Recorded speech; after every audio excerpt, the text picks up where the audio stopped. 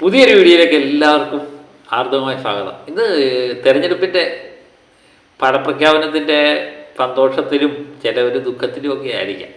നമ്മളതൊക്കെ വിട്ടേക്കുക. കാരണം ഇന്ന് ജയിക്കുന്നവർ നാളെ തോൽക്കും, ഇന്ന് തോൽക്കുന്നവർ നാളെ ഒരു പക്ഷേ ജയിക്കാം. ഇതാണ് ജനാധിപത്യത്തിൻ്റെ സുന്ദരമായ നിമിഷങ്ങൾ. ആ രീതിയിൽ അതിനെ കാണുക. എല്ലാവർക്കും ജയിക്കാൻ പറ്റത്തില്ല. ചിലവരൊക്കെ ജയിക്കും, ചിലവരൊക്കെ തോക്കും. ഇതുകൊണ്ടൊന്നും തീരുന്നില്ലല്ലോ, ഇനിയും കിടക്കുകയാണ് അല്ലേ. ഇതൊക്കെ നമ്മൾ എത്ര കണ്ടിരിക്കുന്നു, അത് ആ വഴിക്ക് വിടുക. അപ്പം ഇന്ന് സിനിമാ വിശേഷങ്ങളുമായിട്ടുള്ള കാര്യങ്ങൾ പങ്കുവെക്കാം. കളങ്കാവൽ എന്ന ചിത്രം, കളങ്കാവൽ എന്ന ചിത്രം ജിതിൻ കെ ജോഫ് സംവിധാനം ചെയ്ത് മമ്മൂട്ടി നായകനായി വിനായകൻ വില്ലനായ ചിത്രം. മമ്മൂട്ടി വില്ലനായി വിനായകൻ നായകനായ ചിത്രം. അതിൻ്റെ പുതിയ അപ്ഡേറ്റ് നമ്മൾ നോക്കുമ്പോൾ 100 കോടി അടിച്ചോ എന്നാണ് എല്ലാവരും നോക്കി കാണുന്നത്. 100 കോടി അടിക്കാൻ സാധ്യതയുണ്ടോ എന്നുള്ളതാണ്. ഞാൻ നേരത്തെ പറഞ്ഞു, ഇതൊക്കെ എൻ്റെ നോട്ടത്തിൽ 100 കോടി അടിക്കാനുള്ള സാധ്യത ഇല്ല എന്ന് തന്നെയാണ് എൻ്റെ ഒരു കണക്കൂട്ടൽ. അപ്പം പറയും, കമൻറ്റുകളൊക്കെ പറയുന്നു മമ്മൂട്ടി വിരോധി വന്നിരിക്കുന്നു എന്ന്.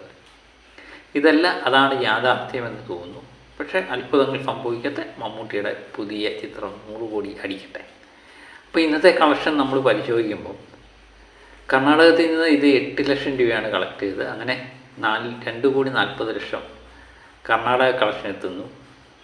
കർണാടക കളക്ഷൻ ഞാൻ പരിശോധിക്കുമ്പം ഇത് മികച്ചൊരു കളക്ഷനൊന്നുമല്ല. എനിക്ക് തോന്നുന്നു 5 കോടിക്ക് മുകളിൽ, 5 കോടി 5.5 കോടിയോളം ഡി ഫിറ എന്ന ചിത്രം കളക്ട് ചെയ്തായിരുന്നു. അതുമായിട്ട് തുല്യം ചെയ്ത് നോക്കുമ്പോൾ ഇത് വളരെയധികം കുറവാണ്. കേരളത്തിൽ കഴിഞ്ഞാൽ ഇന്ത്യൻ സംസ്ഥാനങ്ങളിൽ കർണാടകത്തിലാണ് ഭയങ്കര മാർക്കറ്റുള്ളത് മലയാള ചിത്രങ്ങൾക്ക്. ആ രീതിയിൽ നോക്കുമ്പോൾ ഇതിൻ്റെ കളക്ഷൻ കുറവാണ്. 2 കോടി 40 ലക്ഷം രൂപയിലേക്ക് എത്തി നിൽക്കുന്നു. ആന്ധ്ര, തെലങ്കാന 2 ലക്ഷം രൂപയാണ് കളക്ട് ചെയ്തിരിക്കുന്നത്, 35 ലക്ഷത്തിലേക്ക് എത്തിയിരിക്കുന്നു. തമിഴ്നാട്ടിൽ നിന്ന് ഇന്നലെ കേവലം 8 ലക്ഷം രൂപയാണ് കളക്ട് ചെയ്തിരിക്കുന്നത്, 1 കോടി 84 ലക്ഷം രൂപയിലേക്ക് എത്തുന്നു. കേരളത്തിൽ നിന്ന് 2 കോടിക്ക് താഴെയായിരുന്നു, 1 കോടി 75 ലക്ഷമായിരുന്നു ഇന്നലെ കളക്ട് ചെയ്ത്. അങ്ങനെ 27 കോടി 50 ലക്ഷത്തിലേക്ക് എത്തുന്നു. ഹിന്ദി ബെൽറ്റിൽ നിന്ന് 2 ലക്ഷം രൂപ 86 ലക്ഷത്തിലേക്ക് എത്തുന്നു. അങ്ങനെ 32 കോടി 95 ലക്ഷം രൂപയാണ് ഇന്ത്യ ഗ്രോഫായിട്ട് കാണിക്കുന്നത്. ടോട്ടൽ കളക്ഷൻ പരിശോധിക്കുമ്പം ഓവർസീസ് കളക്ഷനായിട്ട് 35 കോടി 5 ലക്ഷം രൂപയാണ്. ഇന്ത്യ ഗ്രോഫായിട്ട് 32 കോടി 95 ലക്ഷം രൂപ. അങ്ങനെ ടോട്ടൽ 66 കോടിക്ക് മുകളിൽ എത്താനുള്ള സാധ്യതയുണ്ടെന്ന് തോന്നുന്നു. ഇപ്പോഴത്തെ കളക്ഷൻ നമ്മൾ പ്രതീക്ഷിക്കുന്നത് ഒരു 4 കോടി റേഞ്ചിലൊക്കെ തന്നെയാണ് വേൾഡ് വൈഡ്. കാരണം ഇന്ന് അവധി ദിവസമായിരുന്നു. പക്ഷേ തെരഞ്ഞെടുപ്പിൻ്റെ ആഘോഷമൊക്കെ എന്തുമാത്രം കളക്ഷനെ ബാധിച്ചു എന്നുള്ളത് കഴിഞ്ഞ ദിവസങ്ങളിലൊക്കെ നമ്മൾ കണ്ടതാണ്. അത് മോശപ്പെട്ട ഒരു ദിവസം തന്നെയാണ് ഇത് റിലീസ് ചെയ്തിരിക്കുന്നത്. ആകെ ബാധിച്ചു എന്നുള്ളത് സംശയാതീതമായി തെളിയിക്കപ്പെട്ടിരിക്കുന്നു എന്ന് തന്നെ പറയാം. ഏതായാലും 66 കോടി. അപ്പോൾ ഇന്നത്തെ കളക്ഷൻ കൊണ്ട് 70 കോടിയിലേക്ക് എത്തുമെന്നാണ് നമ്മൾ പ്രതീക്ഷിക്കുന്നത്. നാളെ ഒരു 5 കോടിയൊക്കെയാണ് പ്രതീക്ഷിക്കുന്നത്. നാളെ ഞായറാഴ്ചയാണ്. അങ്ങനെയെങ്കിൽ ശനി ഞായർ ദിവസം കൊണ്ട് 75 കോടി എത്തും.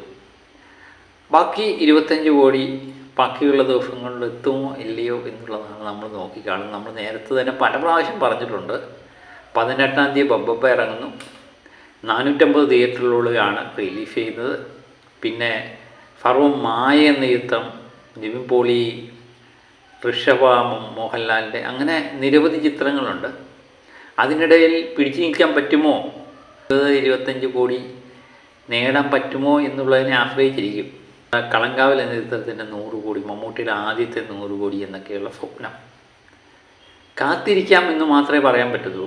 ഈ ചിത്രങ്ങളിൽ ഏതെങ്കിലുമൊക്കെ പരാജയപ്പെടുകയാണെങ്കിൽ ഒരുപക്ഷെ ക്രിസ്മസ് ദിനങ്ങളിൽ വമ്പൻ കളക്ഷൻ കളങ്കാവൽ നേരാൻ സാധ്യതയുണ്ട്. പിന്നെ പൊതുവെ നമ്മൾ കാത്തിരുന്ന് കാണേണ്ടത് തന്നെയാണിത്. എന്നാലും നമ്മുടെ ഒരു അഭിപ്രായം അനുസരിച്ച് കളങ്കാവൽ 100 കോടി അടിക്കാനുള്ള സാധ്യത വളരെയധികം കുറവാണ്. അതെന്നെ പൊങ്കാലിട്ടിട്ട് കാര്യമില്ല, ഞാനുള്ള സത്യം പറഞ്ഞു എന്നേ ഉള്ളൂ. പിന്നെ വേണമെങ്കിൽ തള്ളി വേണമെങ്കിൽ 100 കോടി എത്തിക്കാം. മറ്റൊരു വീഡിയോയുമായിട്ട് വീണ്ടും ഞാൻ എത്തും വരെ ഓക്കെ, ബൈ.